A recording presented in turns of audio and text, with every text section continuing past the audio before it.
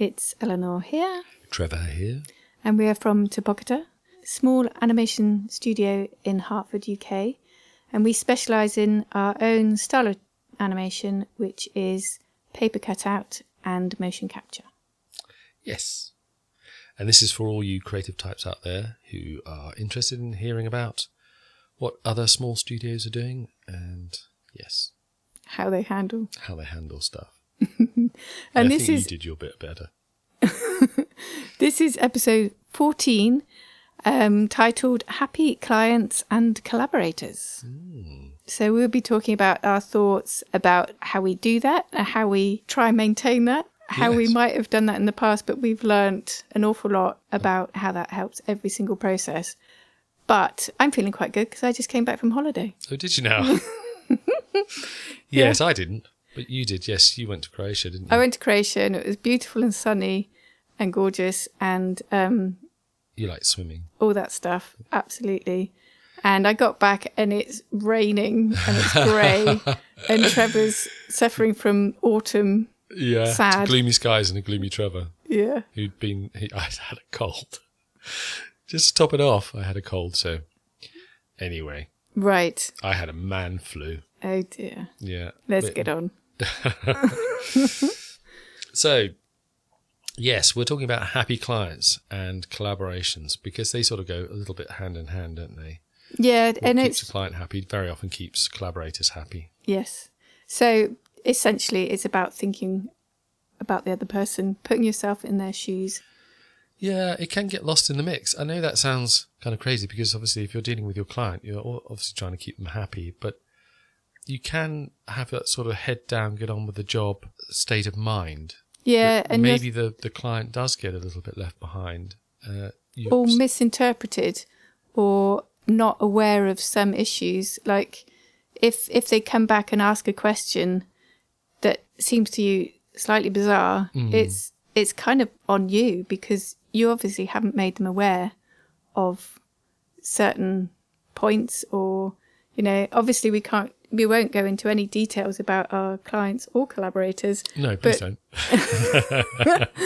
But, you have to kind of step back and go, oh, why did they ask that? Or why did they do that? And it is because you haven't informed them and it is on you. Well, there is that. I mean... Or you shouldn't have picked it in the first place. I think everyone's had maybe difficult clients. And when we say difficult clients, I think very often it does mean that there's been a mismatch in the thinking or the approach to the work.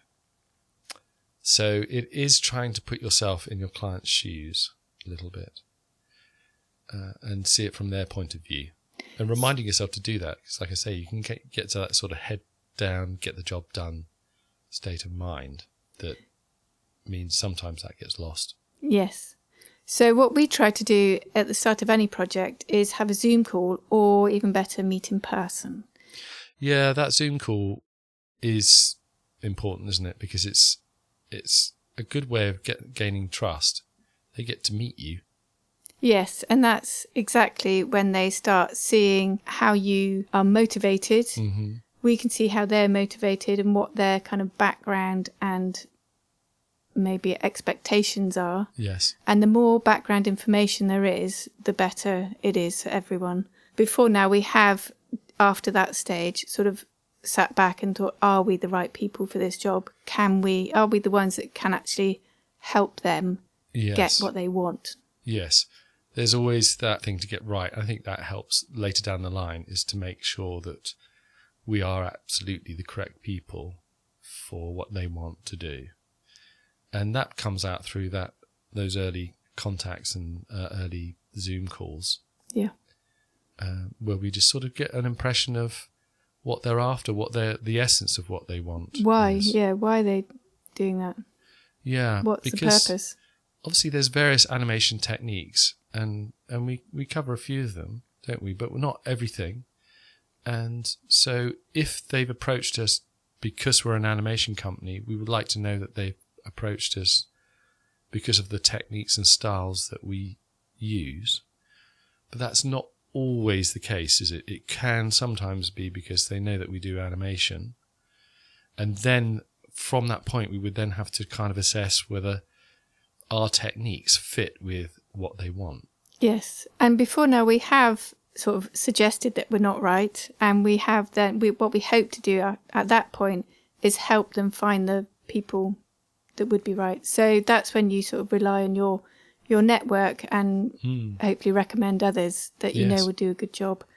And that strengthens the whole network that you rely on, and also the client is happy.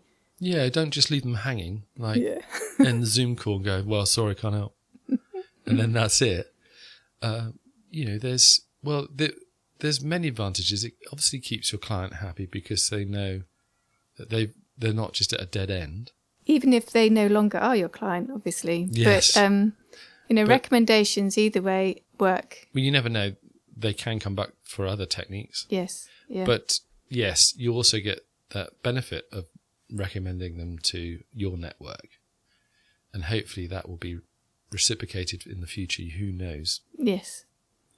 But so that's the essence of the start of it. And that hopefully that you build a trust between the client and yourself through the Zoom call. Yeah. They get to meet you because they have to sort of connect on a level that means you understand what they're after. And I think we have got clients that we have never done that with. It's just through email and a telephone conversation. Yes. And you do get to a good point, but it takes longer. Yes. So this is like a shortcut. Yes. To actually, on a human level, be able to joke and see if they find that funny. Or oh, right, they've got a sense of humour. Yeah. Oh, okay, not that way. Yes. So we also, obviously, we do have, if you go through the legal thing of any NDAs or contracts, or sometimes we just have like a statement of works. Yes. So after the stage of, yes, you've decided you're going to take it on, that's when the contracts start. So, which is basically saying, making things clear. This is what you want, and this is how we work through the process. Some clients are obviously used to the process. They know exactly what's going to happen. But others maybe have never commissioned an animation before. Yeah, they need some guidance and reassurance, and that's also a trust issue. It is, and making all that clear and explaining the process is obviously not getting too technical, but explaining how those processes are going to work, what happens at what stage. Yeah, what when is a big thing. Yeah. So empowering them a little bit to feel comfortable in the process. So it doesn't just feel like they've started this ball rolling that they have no control over.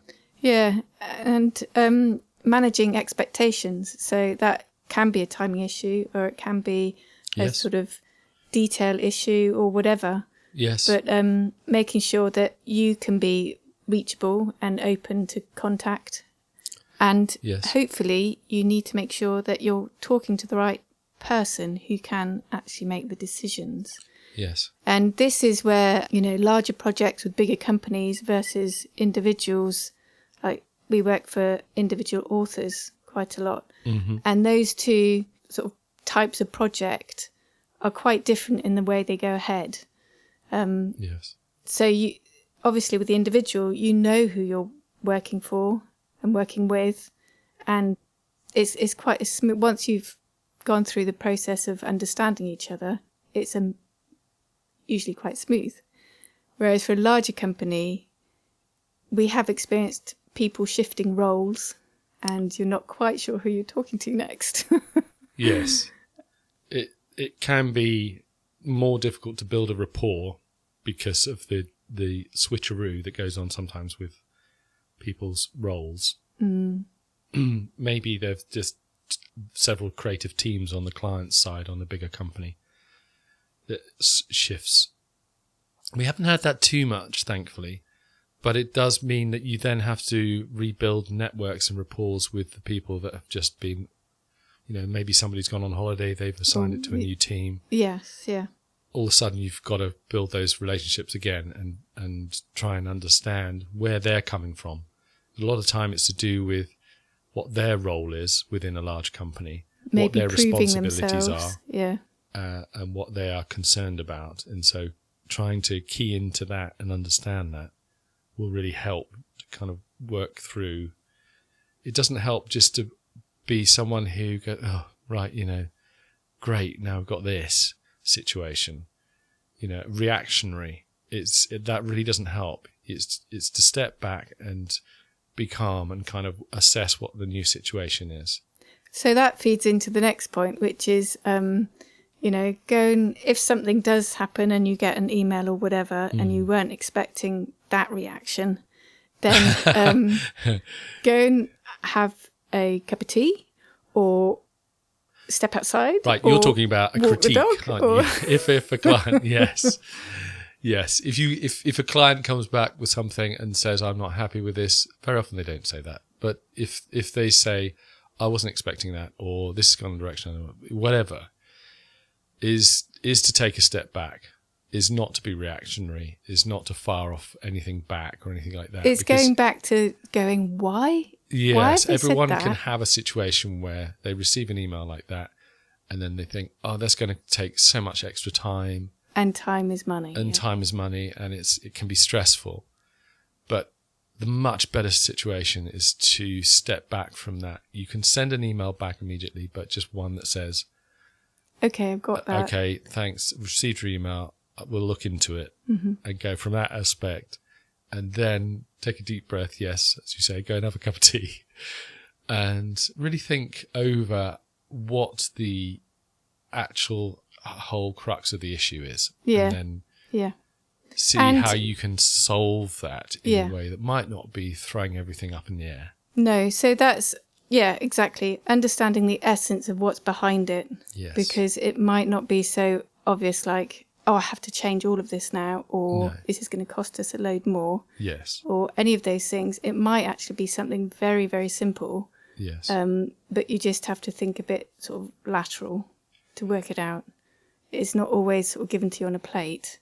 And especially if your client, and you build up a reasonable rapport with the client, and your client is a reasonable client, and a lot of them, we've been very lucky. They actually want to make you happy. Yes, exactly. They want the best out of the whole thing. They want the whole process to go smoothly.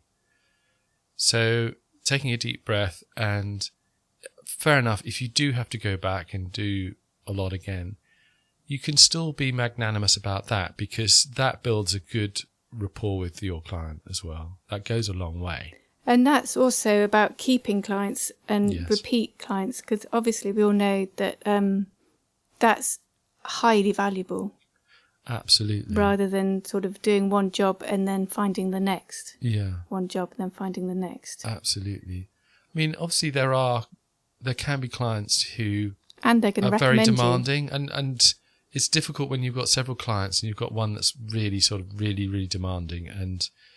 But I think in those cases, you do have to be clear about the amount of revisions and things like that. So that should be in the contract. Exactly. Those are the things you sort of try and get sorted early on. But also you can do more if you want to make this the job, one more tweak and it would be the best. Yes. And they know, you've met them on Zoom or whatever. They know the kind of person you are. So it's not as solidly, basically you don't want them to be frightened by the contract. I'm going to be stuck if this doesn't work, second time round or something. No, I think we've got something in there that sort of says we do understand, but if revisions can be grouped together in as fewer revisions, sets of revisions as possible, then that really helps. Yeah. But I mean, everyone knows it's a fine tightrope, but I think from our point of view, to be reactionary is a very bad route to go down. You should just be you should take a step back. Yes. And think about how you can build a good relationship with that client. Yeah. And a lot of that is keeping them informed. Yes. Throughout the process. That's true. That goes such a long way, actually. It doesn't have to be a long email, but you can just send ones ever so often. Update, yeah. Yeah, quick update. We keep doing those. Quick update. Yeah, it's still going. No, whatever it is, you can describe what process you can you're just on. say, I'm really excited about this. I thought you might like to have a look. Yeah. Or, Yeah. It doesn't have to be we've hit milestone 3 or whatever, you know, all the No. dry. No. Just keep it personal Exactly. as well. It's just if they don't hear anything for days, it just Weeks. everyone has this. If you don't get any information for ages, then it doesn't go down well. But that all the information you need might be very, very brief. It doesn't have to be extensive. It's just keeping you quickly informed. Yeah. I mean, we do storyboards as well. That kind of helps plan out what we're going to do and make them aware of that. And I think we've learned also that the storyboard should contain information about the way that it's going to be done. Yeah. Because there's a lot that can't be put into a storyboard. If you're just doing sketches, yes, it gets the concept across. But if you can actually then talk about a little bit of the method that you're going to use, I think that helps. Yes. Yeah. Wow. We rattled through that, didn't we? We've come to the end of our list. I'm sure there is more, but essentially it's about putting yourself in their shoes. Yes. And empathy, I suppose. So. Yes. Yes, Trevor. Empathy. Yes. I'll try and be more empathetic. And as we said, a lot of this does apply to collaborations as well. Keeping them informed. You know, that whole understanding your place in the food chain. Yes. Motivations. Yes. Yeah, all of those sort of human aspects. Yes. That your voice is going. Yeah, that will actually you might have my cold. No. Okay. Shall we leave it there? Yes. All right. I think we covered a lot there. But yeah, as always, your comments, if you've got your experiences and how you keep your clients happy, how you keep a good working relationship, put those comments in. Well, we're on YouTube, but I'll put a link to the blog as usual. And what would you like to say, Helen? And goodbye. Thank you for listening. Thanks for listening. Goodbye. Goodbye.